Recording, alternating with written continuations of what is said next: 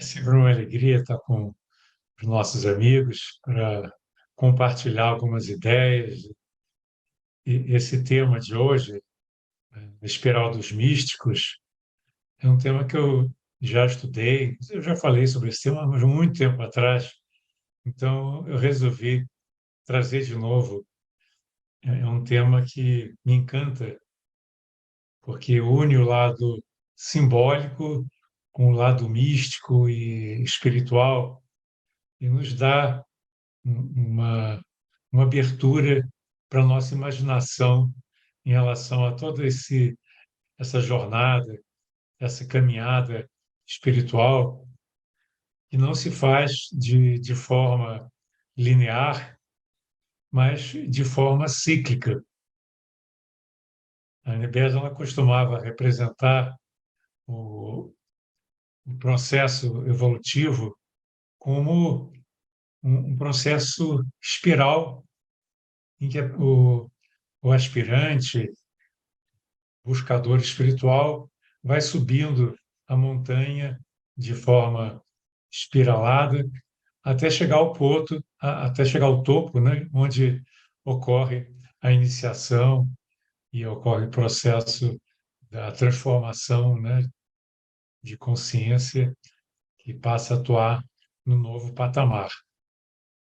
Então, a espiral, assim como a montanha, estão associados a esse processo de um crescimento, né, que a cada ele é ao mesmo tempo espiralado, mas ele também cíclico, né, porque cada volta que você dá da espiral, você passa para um patamar um pouco mais alto. É como se voltasse ao mesmo lugar, só que uma oitava acima, um pouco além daquilo que você já tinha experimentado antes.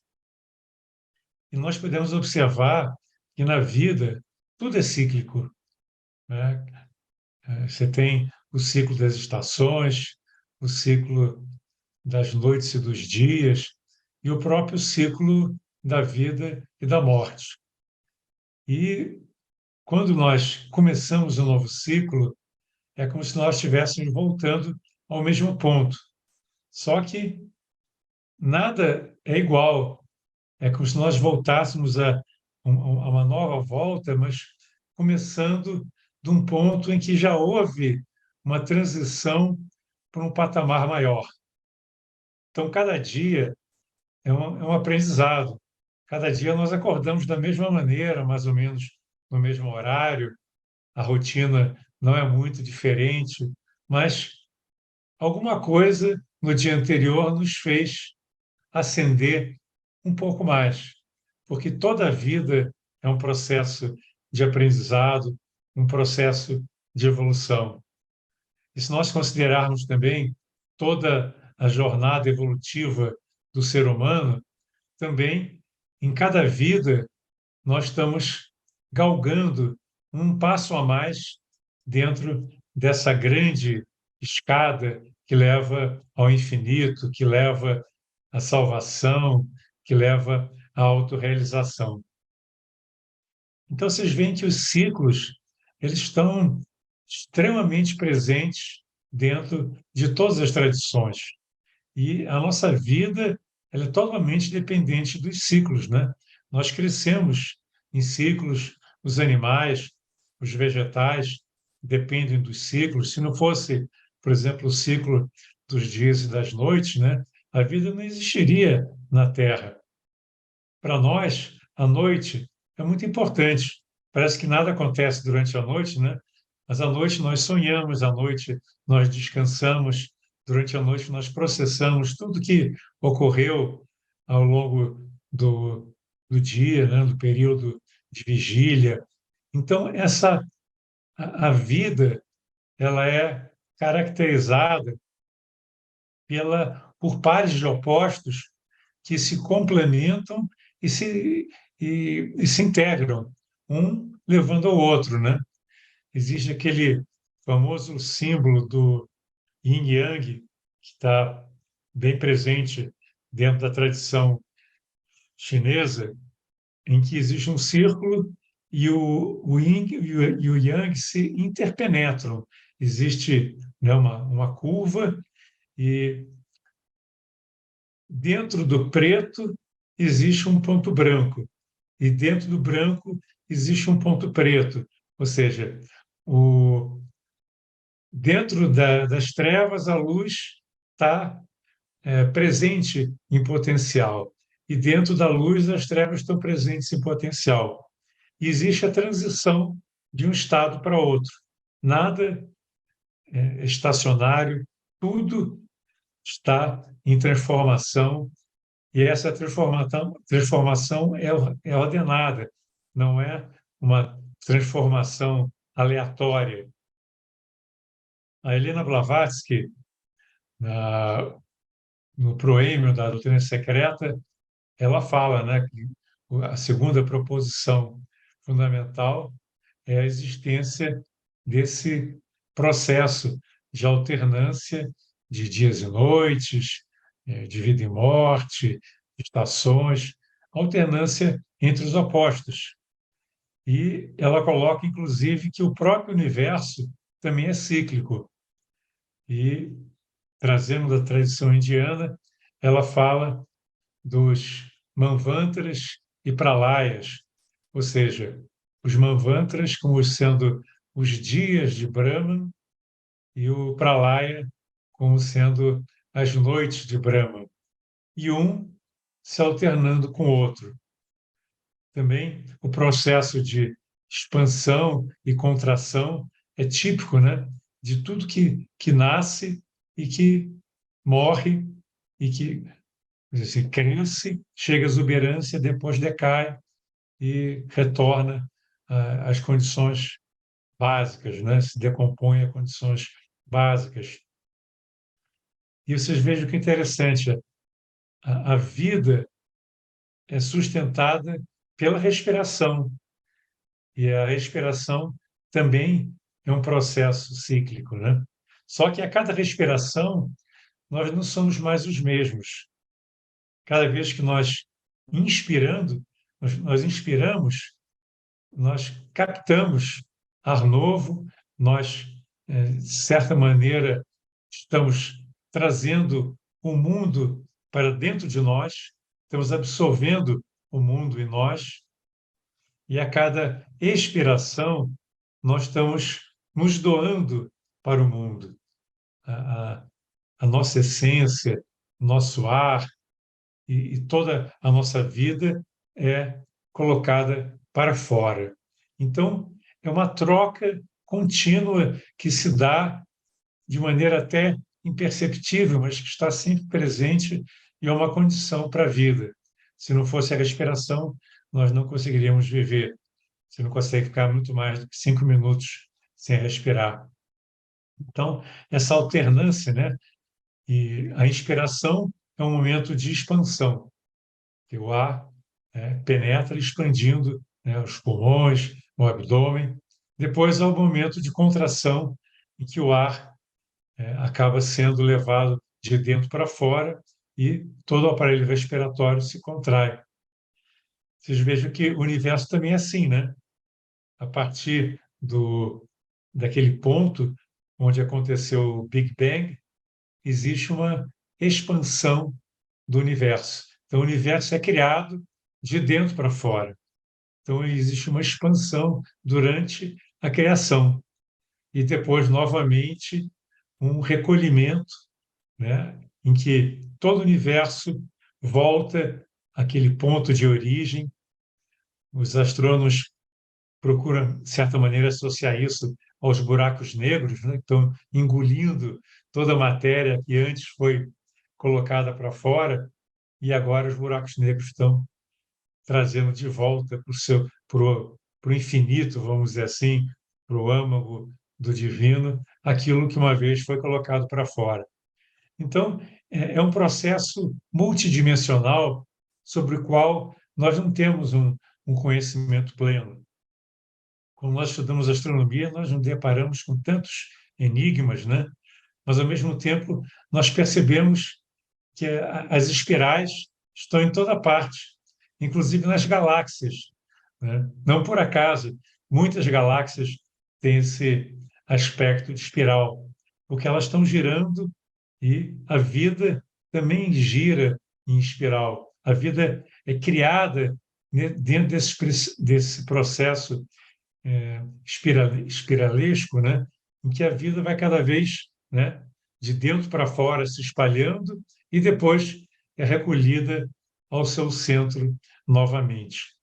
Isso assim dá uma ideia de que existe uma ordem cósmica, que a evolução não se dá por acaso. Quando você olha para o céu e vê a beleza das galáxias, né? A beleza dos movimentos estelares, né? Tudo se transformando, tudo sendo levado de um estado para o outro. Cada dia que surge é um novo dia com novas características, né? As estações se sucedendo, cada uma, né, com as suas características próprias. Cada nova primavera não é igual a outra, mas tem sua similaridade. Então, tudo isso aí gera um processo de que parece até mágico, né? Um encantamento nas pessoas que são receptivas, nas pessoas sensíveis de ver como o universo, tanto externo como o nosso universo interno, está sempre em transformação, e essa transformação é cíclica e ordeira. Então, o universo, voltando ao universo, ela falava, né, da evolução em que é o caminho natural do ser humano. E a evolução, ela é o processo que se contrapõe à involução. Assim como nós tivemos a descida na matéria, nós temos agora a ascensão para o divino novamente.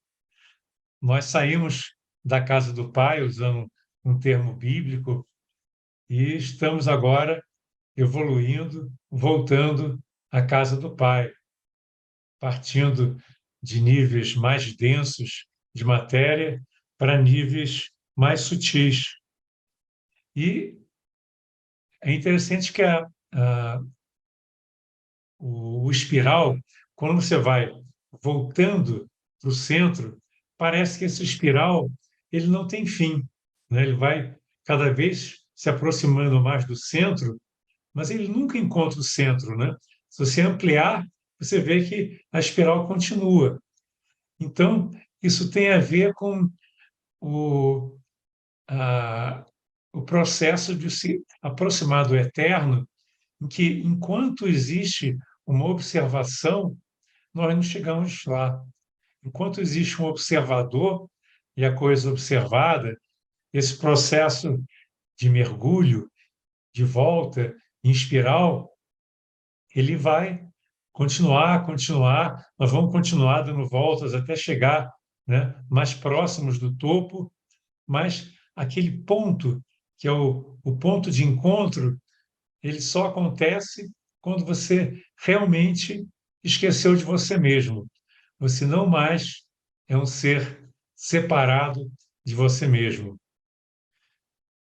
Eu lembro aquela passagem de Luz no Caminho, né, que diz: caminharás na direção da luz, mas nunca tocarás a chama, porque por mais que nós venhamos a desempenhar esse trabalho de aproximação, que é o trabalho de busca espiritual, é o trabalho de aperfeiçoamento, de purificação.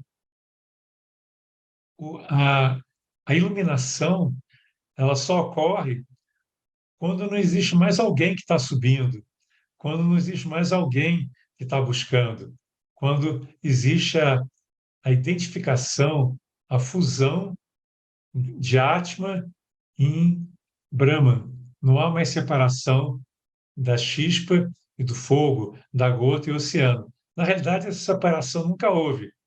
A nossa visão separatista e limitada é que impedia que nós víssemos que nós estamos nesse processo de aproximação, de chegada de volta na divindade, mas que nós só vamos chegar lá, de fato, quando nós esquecemos de nós mesmos.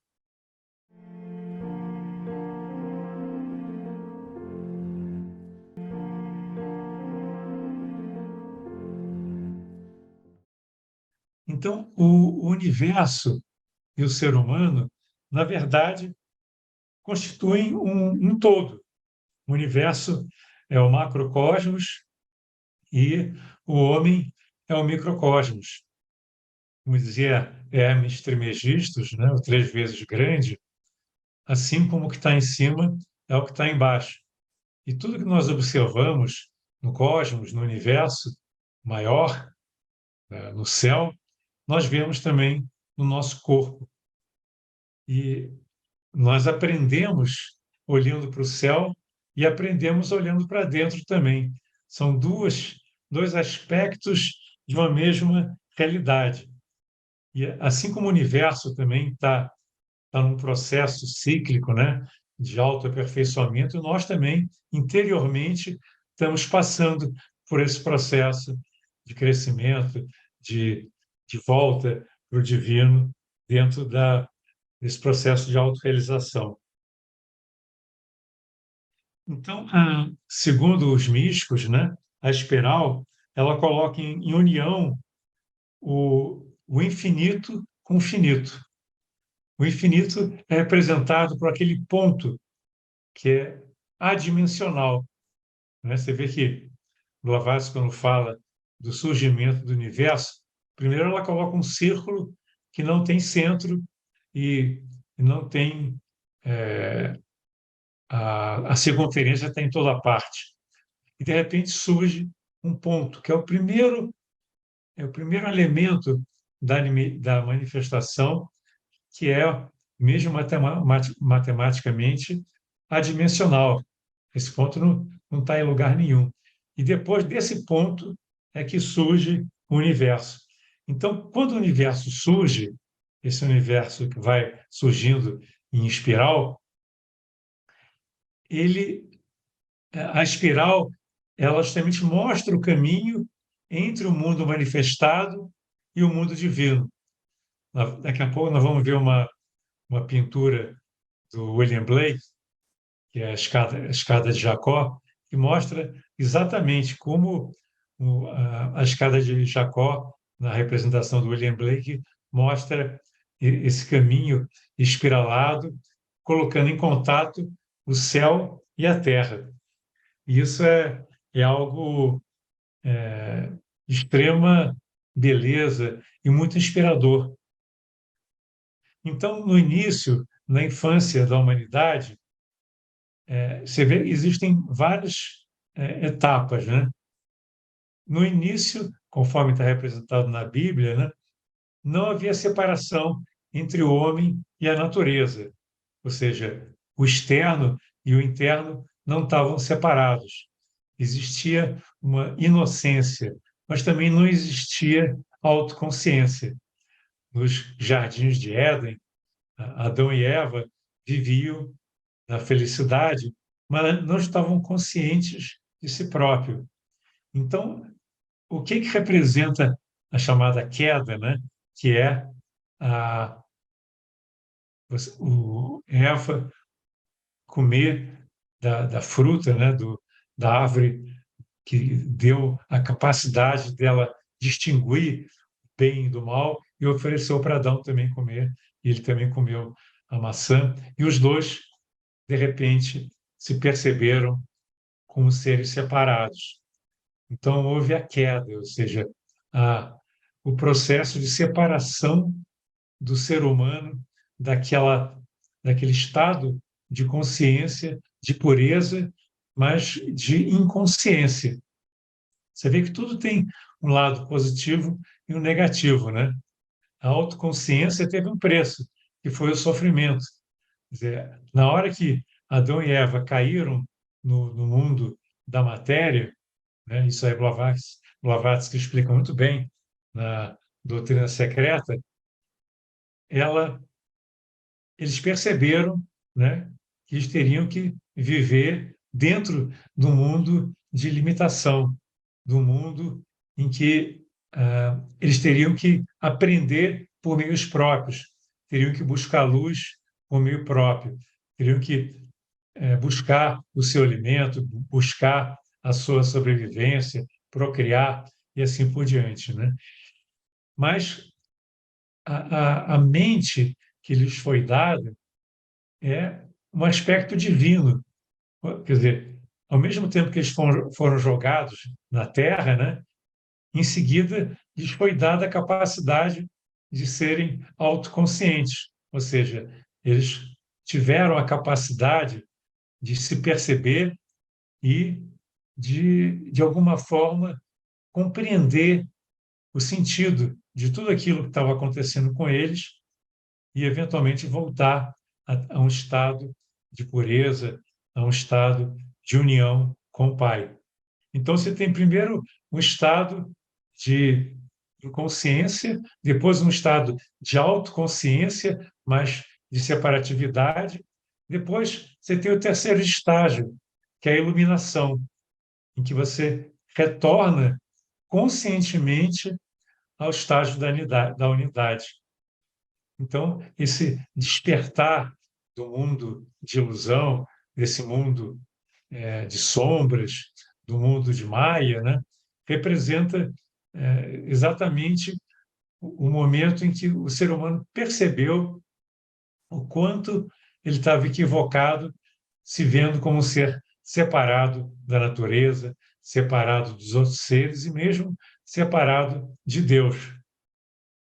Então, uma pessoa que chegou à iluminação, ela passa a ser um ser universal, um ser perfeito, né?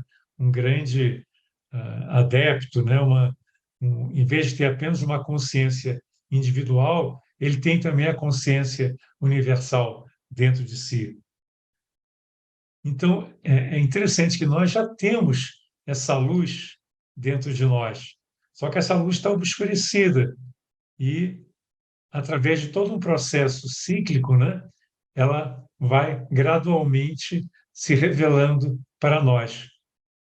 Você vê que, se não fosse o processo cíclico, as árvores não cresceriam. Se não fossem as estações, também as árvores não se desenvolveriam. Todos os seres vivos dependem dos ciclos circadianos, dependem dessa alternância para poderem se desenvolver, para poderem dar um passo adiante no seu processo de autopercepção e de crescimento.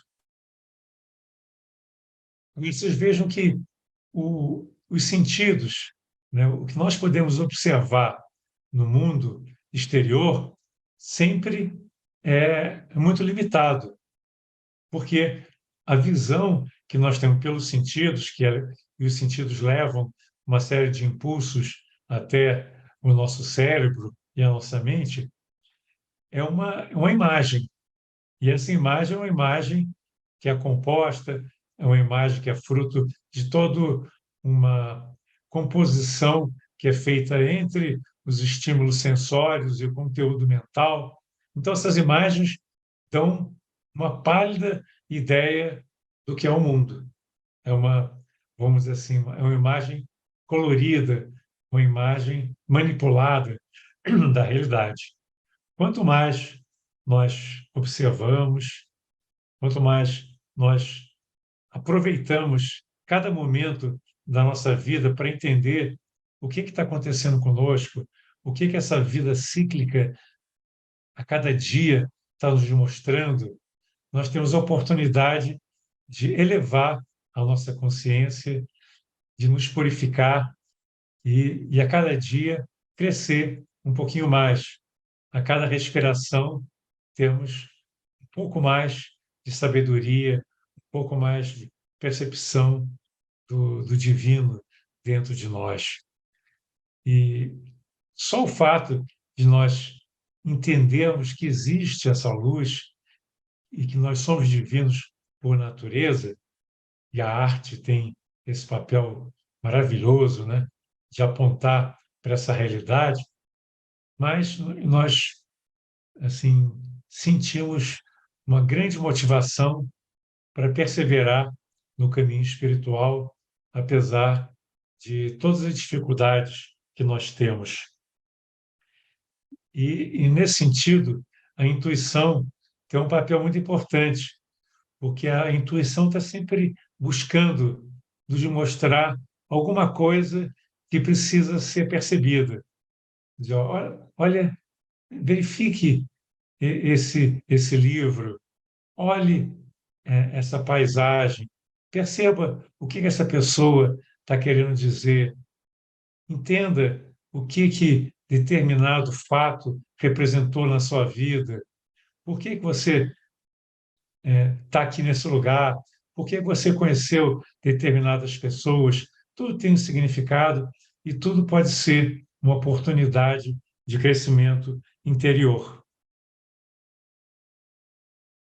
E no final, nós estamos sempre buscando um equilíbrio, né? Você vê que nessa alternância, né, entre o yin e yang, entre a noite e o dia, entre o positivo e o negativo, entre os vários pares de opostos, nós estamos, a cada momento, nos elevando a um ponto de equilíbrio maior dentro desse processo espiralado na direção do divino. E é interessante que na tradição islâmica, na tradição islâmica está escrito: eu era um tesouro oculto e como eu queria ser conhecido, criei o mundo. Olha que interessante essa explicação para a criação do mundo, né? E que muitas vezes as pessoas se questionam, né? Mas por que Deus criou o mundo, né? Por que o mundo existe? Por que o filho saiu da casa do pai, se na casa do pai nada lhe faltava, né? E esse texto, que é um texto islâmico, né? É muito interessante porque ele dá uma explicação, que, na verdade, qualquer explicação é limitada, é apenas um símbolo, né? Dizendo que a divindade explicou: eu era um tesouro oculto, e como eu queria ser conhecido, eu criei o mundo. Você percebe que as pessoas, para se conhecerem, elas precisam do outro. Esse é um fato que o Krishnamurti sempre comenta, né? Que o aprendizado geral, praticamente sempre se dá no relacionamento. É nesse contato com o outro que nós temos um espelho de nós mesmos e nós aprendemos o que nós somos. Se você não se mirar no outro, você não tem como ter uma medida de quem você é, quais são as suas limitações, assim, o que precisa ser desenvolvido. Você precisa conhecer suas emoções, seus pensamentos, e tudo isso se dá no encontro, se dá no relacionamento. Então, o outro é um espelho de você. Então, é interessante essa escritura que diz: eu era um tesouro oculto e, como eu queria ser conhecido, eu criei o mundo. Então, ele passou a ser visto pelo mundo e o mundo passou a vê-lo, né? E esse encontro do divino é um dos grandes desafios, né? E também o grande propósito de todo o processo evolutivo é você descobrir essa divindade que está lá dentro de você, essa luz que está dentro de cada ser humano. E é interessante que na mitologia existem muitas referências, né, à serpente e também ao dragão. Você vê o caduceu, que depois nós vamos mostrar, né, o caduceu de Hermes, né, tem as serpentes que estão enroladas naquela haste central, que no ser humano representa a espinha dorsal, e que também tem a ver com a árvore da vida, né? E a serpente ela espirala em torno daquela haste central. E essa alternância, né, da serpente em torno da haste representa o crescimento interior. Você vê que no ser humano, os místicos, né, e os yogis falam da, da subida de Kundalini, que é uma força, uma energia serpentina que se dá, né, na medida que essa energia vai subindo de forma em espiral até chegar ao topo da cabeça. E daqui, então, ela parte para o infinito. Então, vocês veem como existem várias simbologias mostrando como esse processo de crescimento se dá de maneira contínua, em ciclos e em espiral. De, no caso da evolução, de baixo para cima. No caso da evolução, de cima para baixo. E é interessante que na mitologia, a serpente, ela ora aparece em algumas mitologias como sendo um elemento positivo ou um elemento negativo. Mas, na verdade, a serpente representa a força da vida, né? Você vê que no cristianismo, muitas vezes, as pessoas associam a serpente ao mal, porque é ela que ofereceu a maçã para Eva, né? Então, muitas vezes a serpente está associada ao diabo, porque se não fosse a serpente, Eva não teria comido da, do fruto proibido e estaria ainda no paraíso, né? Mas, na verdade, a serpente, ela, ela não é nem boa nem má, é a força da vida, é a mesma força que leva o ser humano, né, subir de forma serpentina desde os chakras inferiores até os chakras superiores, e a vida vai adquirindo uma consciência, uma integridade, uma força cada vez maior, até chegar ao chakra coronário. Então, vocês veem que a árvore da vida, e na Cabala também está muito presente, né? E na árvore da vida também você tem aquelas, né, aquelas serpentes também que estão circundando a haste central. Essas serpentes, elas têm a ver tanto com a descida como a subida da força da vida, ah, do divino para o terreno e do terreno para o divino novamente. E vocês veem que, na mitologia, o Hércules teve de conseguir conquistar, um dos trabalhos de Hércules, né, foi conquistar a Hidra de Lerna, que tinha várias cabeças e todas elas na forma de serpente, né? E ele tentava cortar uma cabeça, aí nascia outra. E esse é o nosso processo na vida, enquanto nós estamos querendo lidar isoladamente com os problemas da nossa existência. É como se o pensamento tivesse tentando resolver cada problema isoladamente. E aí ele corta uma cabeça, aparece outra, porque não houve uma percepção de onde surge a raiz dos problemas do ser humano. E somente quando a consciência dele se transforma, quando a consciência do ser humano, que é representada pelos grandes heróis, se transforma, é que ele transcende e consegue matar a Ida de Lerna, que representa as ilusões, representam as tendências dispersivas e tudo aquilo que afasta o ser humano da sua verdadeira natureza. Você conquistar a energia que, quando mal utilizada, leva à perdição, e canalizar essa energia para o bem, canalizar essa energia para a autorrealização, é um desafio fantástico, né? É você usar o alento cósmico, né, no sentido do divino. Eu agora gostaria de continuar essa exposição compartilhando alguns, algumas imagens que foram extraídas de um livro muito interessante que chama A Espiral dos Místicos. Esse livro aqui, né? A Espiral dos Místicos. E eu extraí algumas imagens desse livro que são muito inspiradoras. Essa imagem, que eu acho muito significativa, eu acho uma das imagens mais bonitas, uma das pinturas mais significativas do William Blake.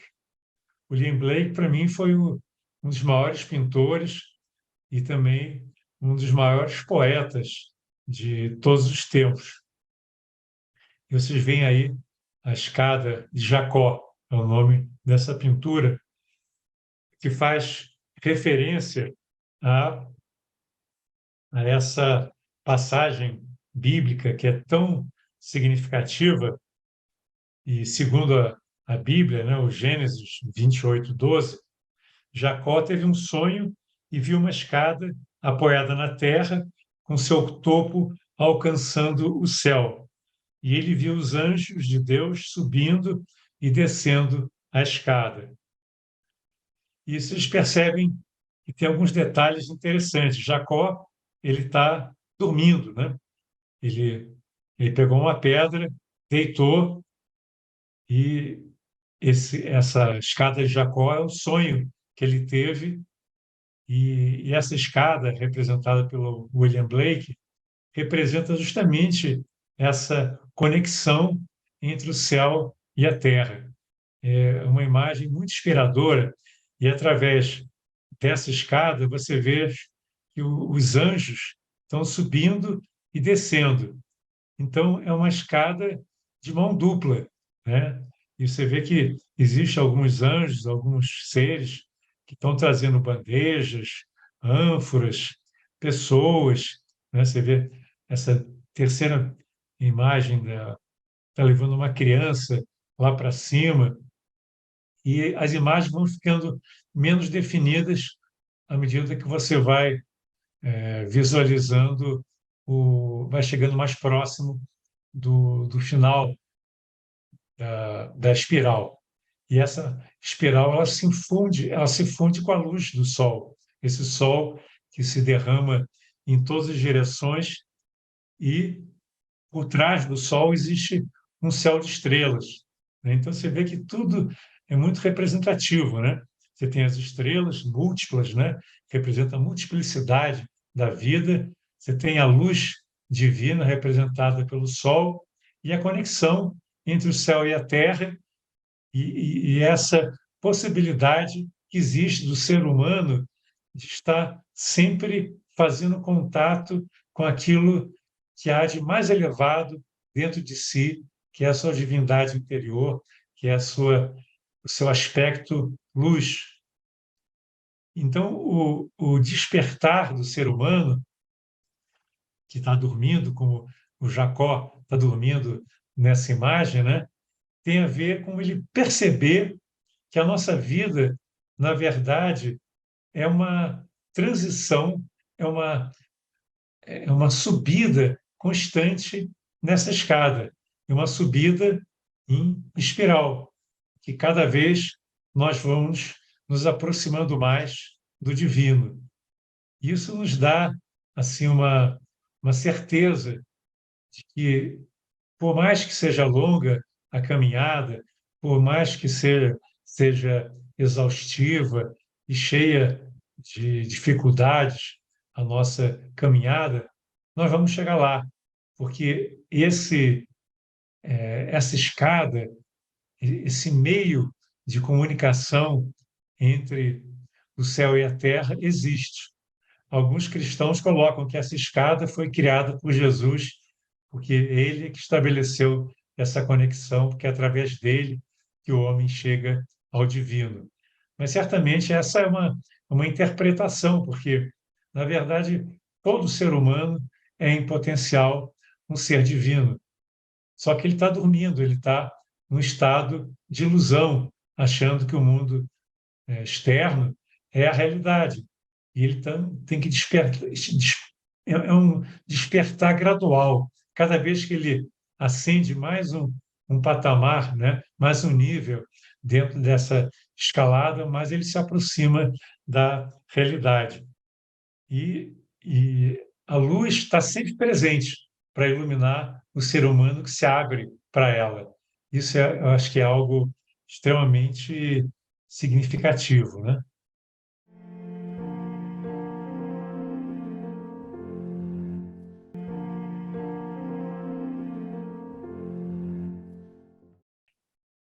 Essa imagem é uma imagem muito interessante que está associada ao conceito hindu dos dias e das noites de Brahma.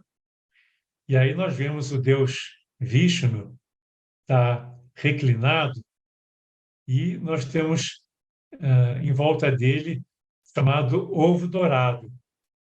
E fora do ovo dourado você tem o oceano cósmico. E essa serpente, ela junto com o ovo, ela flutua dentro desse oceano cósmico. Então o Vishnu, né, ele está continuamente cuidando para que o universo seja preservado. Ele está reclinado, mas ele está cuidando para que esse processo de transformação, que você tem um ovo que está continuamente dando nascimento a novas formas, assim como o óvulo humano dá nascimento a uma nova vida a partir da fecundação, né? Também o universo está sempre sendo criado. Não existe uma única criação. Tanto que, atualmente, a ciência já fala de vários Big Bangs e vários buracos negros também que estão trazendo a matéria de volta. Além de ter, nós temos também múltiplas dimensões, que nós conhecemos muito pouco, né? Mas o interessante é que existe toda uma ordem por trás desse ovo, vamos dizer assim, desse ovo cósmico, e a vida está serpenteando, a vida está sempre em transformação, e nós estamos fluindo como se fôssemos o rio que serpenteia também em torno dos seus obstáculos, e a vida vai crescendo, e a respiração vai se dando, o universo vai crescendo, se contraindo, e tudo vai se transformando. Aqui nós temos uma outra imagem interessante, é o rei serpente do submundo. E essa é uma imagem muito antiga, né, que corporifica a energia da vida e o poder da Terra. E a ideia é que existe um labirinto protegendo um tesouro que está no centro. E esse tesouro no centro é a sagrada pérola da sabedoria. Vocês veem que a pessoa, né, o rei serpente, ele mostra o caminho, que é um caminho em espiral, para que nós possamos chegar até esse tesouro, essa pérola de sabedoria que vai nos levar à autorrealização. Então, vocês veem que muitas escrituras falavam que no nosso coração existe uma luz, existe um diamante, uma pérola que vai, uma vez descoberto, nos levar a um outro patamar de percepção, vai nos levar à autorrealização. Mas esse tesouro, ele é guardado, e só aqueles que têm a sabedoria, estão preparados e são merecedores é que podem ter acesso a essa pérola, a esse caminho que leva à autorrealização. Aqui nós temos uma outra imagem interessante, é uma pintura indiana também, da região do Punjab, na Índia, e vocês veem aí um espiral que eles chamam, que demonstra o equilíbrio entre as forças que estão em oposição. A ideia Isso aí faz parte do plano de Vishnu. Vocês veem que no centro vocês têm a imagem, mais uma vez, do rei Vishnu, que é o rei da preservação, e o equilíbrio é uma condição básica na natureza. Então, de um lado, você tem os deuses puxando, vamos dizer assim, essa serpente para um lado, e do outro lado, os asuras, os demônios puxando para o outro. Então, esse equilíbrio entre o bem e o mal, esse equilíbrio entre as forças que puxam para baixo e as forças que nos elevam no sentido do divino, fazem parte do plano. Então, é interessante que os mestres de sabedoria também falam que não existe mal absoluto, que tudo que existe na natureza tem um sentido, que a evolução não é mal. E esses seres que são semiconscientes, que puxam para baixo, né? São os seres do reino elemental, chamados asuras, né? Eles estão puxando para baixo. E se não fosse essa fricção entre o bem e o mal, não haveria o crescimento, né? Essa fricção é necessária para que haja o equilíbrio, para que nós possamos ascender apesar das dificuldades, apesar de todos os desafios que a vida vai nos oferecendo. Tem horas que a vida nos puxa para baixo, mas também existe o outro lado, né, dos seres divinos que estão nos puxando para cima, para cima. E tudo vai girando. Você vê que é uma corrente, né?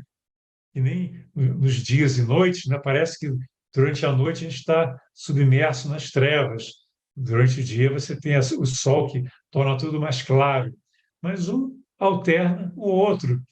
E tanto as trevas como a luz são necessárias para que a vida cresça, para que haja equilíbrio, para que tudo possa continuar florescendo. Então, você tem aí essa serpente cósmica, que é chamado de Gesha, né? Está enrolado em torno do eixo do mundo. Esse eixo do mundo que aparece no centro, né? É o Monte Mandara. E esse eixo está sempre se movendo numa direção ou no outro, dependendo do que está prevalecendo num dado momento. E aí você tem o Amrita, que é o líquido da imortalidade, que é aquele líquido, né, que existe, que permite que nós nunca deixemos de ter aberta esse caminho para o divino, né? Você vê que esse eixo ele está imerso em Amrita e tem no seu topo Vishnu cuidando desse equilíbrio, cuidando da preservação e garantindo que esse equilíbrio não seja perdido. Você vê que tem pessoas que estão sendo levadas para ambos os lados, para o lado, vamos dizer assim, negativo, como para o lado positivo, para a esquerda, para a direita. E a vida é isso, né? É um equilíbrio em que nós temos que ter ciência que existe esse jogo entre as forças e nós temos que aprender a, a identificar aquilo que nos eleva sem desprezar as forças que existem, que nos trazem para baixo, mas que são necessárias também na nossa vida. Aí nós temos uma outra imagem, outra pintura do William Blake, também muito bonita, em que você tem, mais uma vez, a serpente, né? A serpente da sabedoria, a serpente que pode salvar o homem, né? Você tem um homem deitado e o outro de pé, o homem ou a mulher, não importa, né? Porque aí são imagens andrógenas, de certa maneira. Então, dependendo onde você está nesse processo serpentino, né? Você vai ascender ou vai ficar preso ao mundo terreno, né? Você tem as duas polaridades aí. Uma que te envolve, te trazendo e te mantendo no mundo terreno, enquanto você está dormindo, né? E essa imagem de baixo, o ser humano está dormindo, e a outra é de um ser que já está apontando para o céu, né? Um ser que já está caminhando, vamos dizer assim, no sentido do divino, em que essa serpente, né, esse fogo de Kundalini, já despertou e está, né, evoluindo no sentido do divino. O nome desse quadro é Eva e a Serpente. É interessante que também no Egito Antigo nós tínhamos os símbolos dos espirais e da serpente. Vocês vejam aí, né, bem na fronte, né, do faraó, você tem um capacete e a serpente associada ao terceiro olho, né? O despertar espiritual está associado ao despertar do terceiro olho. Existe todo, né, uma tradição que quando você desperta o chakra Ajna, que é o chakra que fica entre as sobrancelhas, né, você passa a ter uma nova visão do mundo. E é como se essa serpente no seu interior chegasse até esse chakra e você passasse a ter uma energia fluindo nessa direção e se manifestando. E na tradição egípcia, os faraós eram representantes do divino. Então, um faraó ele já teria esse centro ágina desperto, ou seja, o fogo serpentino já estaria atuando e ele teria, portanto, essa capacidade de ver o universo, ver o mundo de uma forma diferente, de uma forma desperta. Aí, mais uma vez, a representação do caduceu de Hermes, né? O caduceu de Hermes, o bastão de Mercúrio, que você tem aí as duas serpentes, que são representadas no yoga pela as duas nadis, Ida e Pingala, que representam justamente essa passagem dessa energia que começa nos chakras inferiores e chega até o chakra superior. Em Mateus, Jesus disse: sejam sábios como as serpentes e inofensivos como as pombas. Olha que interessante. E nessa representação você tem a pomba da paz, que é inofensiva, e a serpente está representando a sabedoria. Embora muitas vezes as pessoas vejam a serpente como mal, mas na Bíblia existe uma representação da serpente associado à sabedoria. E as duas serpentes estão coroadas, porque nesse ponto que representa o chakra coronário, você tem, quando a pessoa desperta, uma espécie de uma coroa na cabeça que representa o despertar do chakra de mil folhas, o Sahasrara, como é chamado também, né? Essa imagem é muito bonita também. Você tem a, a pérola que está sendo buscada pelo peregrino Sudano. E isso no conto da cidade sagrada de Krishna. E olha que interessante, os espirais que existem no céu, indicando, de certa maneira, o caminho a ser tomado para você procurar e encontrar essa pérola. Aqui você tem uma representação do Buda com vários espirais e o chakra coronário do Buda, o Sahasrara, já desperto, né? E esse cocuruto aqui em cima representa justamente um chakra que está totalmente ativo e um chakra de um ser desperto, que, como eles não podem representar como luz, representam como um cocuruto e uma série de espirais representando a movimentação da energia que sempre flui em espiral naqueles que estão despertando. Aí uma outra imagem interessante, né, que representa Deus falando para o, os sábios no templo, né? E aí ele é representado em cima de uma espiral, como se ele tivesse já alcançado o topo, enquanto que os outros sábios ainda estão, né, aprendendo. Então, vocês veem essa colocação de Jesus em cima de uma espiral, demonstrando que ele já percorreu esse caminho que os outros vão ter que aprender a percorrer também. Aí nós temos a igreja de São Ivo de Sapienza, e você tem a coroa de fogo de quem conquistou o estado de integração e unidade. Você tem aqui em cima, né, uma coroa de fogo que representa o atingimento desse estado de plenitude, né, do ser desperto.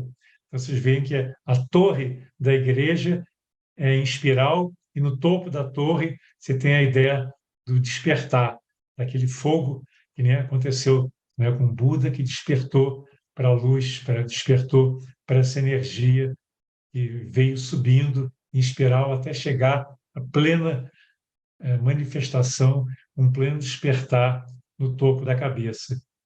Aqui, mais uma vez, o William Blake, e ele está representando, ele representou várias cenas da Divina Comédia, e essa aí e mostra Dante no Purgatório e Virgílio encorajando Dante a subir. Virgílio está mais acima, né, dentro desse caminho. Você vê que é um caminho espiralado, né, no sentido do divino, no sentido do paraíso. Então, enquanto Dante está no purgatório, ele tem uma visão ainda parcial, uma visão ainda nublada. Você vê que o sol atrás está parcialmente oculto, porque no purgatório você ainda não despertou plenamente para o divino. Mas existe um guia representado por Virgílio, que é o Mercúrio. Né? Mercúrio na astrologia é o mensageiro do divino, que está associado a Virgílio, que está mostrando o caminho. É por aqui que você deve ir. E não é um caminho fácil, né? É um caminho pedregoso, é uma ascensão difícil, mas na medida que você vai subindo, as nuvens vão se dissipando. Aqui você tem uma imagem de Glastonbury, que é uma cidade na Inglaterra, e esse local é o centro da corrente do dragão, centro da corrente do dragão. E vocês veem que existe uma espiral em torno da montanha, aquela mística, né, da torre, no centro, né, do espiral e no topo da montanha. Então, a pessoa, né, a vida humana é representada como esse processo de espiral que vai se aproximando cada vez mais da torre, vai se aproximando mais do centro onde existe a iluminação, onde existe a bem-aventurança. Existe até o mito do Santo Graal, e é um mito muito bonito, né? Que lá em Glastonbury ele é muito vivo, e eles dizem que o Santo Graal está enterrado lá nesse local, em Glastonbury. O Santo Graal, que tem toda essa história mística, né? Do Graal no sangue de Cristo, né? Opa, que mais uma vez você tem um minarete no Iraque que representa justamente a ascensão. Você vê as pessoas subindo aqui no minarete, é uma representação de como é o processo do crescimento espiritual. Você tem uma base, e uma vez que você começa o caminho espiritual, você vai espiralando até chegar no céu, simbolicamente, né? O minarete é como se fosse uma ponte entre o céu e a terra, assim como a escada de Jacó que eu mostrei do William Blake.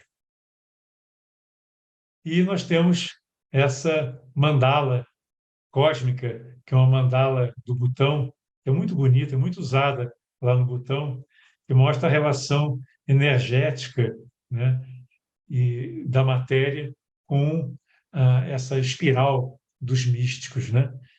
Vocês veem que a matéria está em constante transformação, só que não é uma transformação aleatória.